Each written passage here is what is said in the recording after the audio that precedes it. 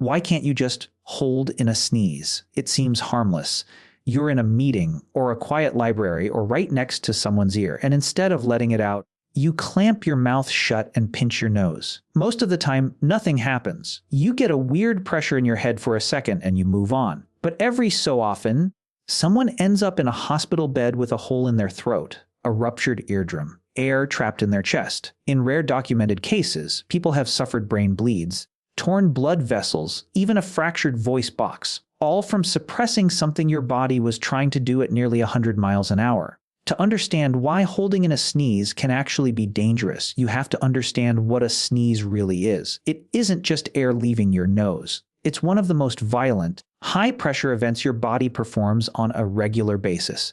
Air rushes out of your lungs, through your throat, and out your nose and mouth, sometimes exceeding speeds of 100 miles per hour. That air carries mucus, dust, bacteria, and irritants clear out of your airway. It's not a sneeze, it's an ejection. And ejections need somewhere to go. When you pinch your nose and clamp your mouth shut mid-sneeze, that high-pressure blast doesn't just disappear. It has to go somewhere else. And the human body was never built to redirect that kind of force. Here's where it gets dangerous. That trapped pressure can travel backward, forcing air into your middle ear through the eustachian tubes, sometimes hard enough to rupture the eardrum. It can push into the delicate blood vessels behind your eyes and in your face, causing them to burst. In the most extreme documented cases, doctors have recorded pressure tearing through the soft tissue at the back of the throat, creating a hole between the airway and the surrounding neck tissue. One case, published in a medical journal, described a man who felt a popping sensation in his neck after suppressing a sneeze, followed by pain and swelling so severe he could barely swallow. Scans showed air had been forced into the tissue of his neck itself. So why does the human body generate that much force in the first place? To answer that, you have to look at what a sneeze evolved to do. Long before modern medicine, before people even understood what germs were, the sneeze reflex was already fully formed. It's ancient, wired deep into the base of the brain, controlled by a cluster of neurons sometimes nicknamed the sneeze center, and its entire purpose is defense. Your nose is a filter. Every breath pulls in dust, pollen, smoke, bacteria, and viral particles, and most of the time, tiny hairs and mucus trap that debreathes before it goes any further. But sometimes an irritant gets deep enough, or is dangerous enough that trapping it isn't good enough. The body needs it gone immediately. That's when the sneeze reflex fires. Nerve endings in your nasal lining send an emergency signal to the brainstem,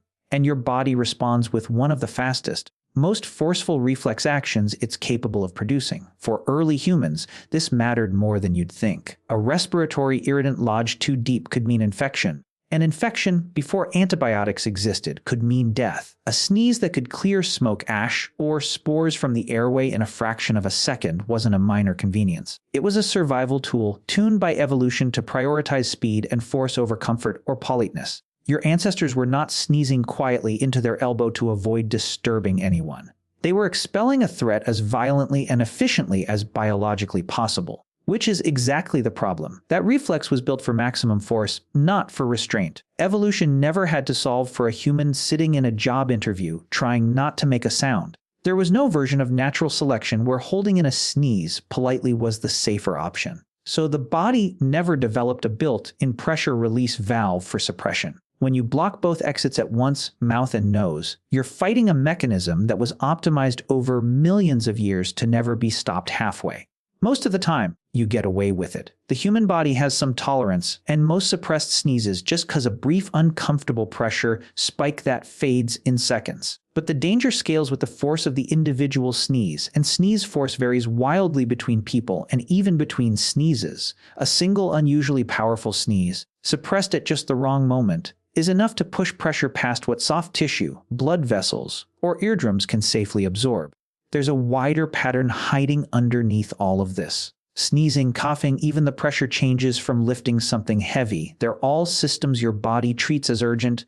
1. Directional events. Air and pressure are meant to move one way and exit. The moment you try to reverse or trap that pressure internally, you're working against millions of years of design that never anticipated the reversal. So the next time you feel a sneeze coming on somewhere inconvenient, you don't have to suppress it completely to be polite. Sneezing into your elbow, a tissue, or even your hand still lets that pressure escape the way it was designed to. What you want to avoid is sealing both exits at once and trying to force nearly 100 miles an hour of pressure back down into a body that has nowhere safe to put it. Your sneeze isn't rude. It's ancient. It's a defense mechanism older than language, older than manners, still running exactly the way it was built to run, whether or not the moment is convenient for you.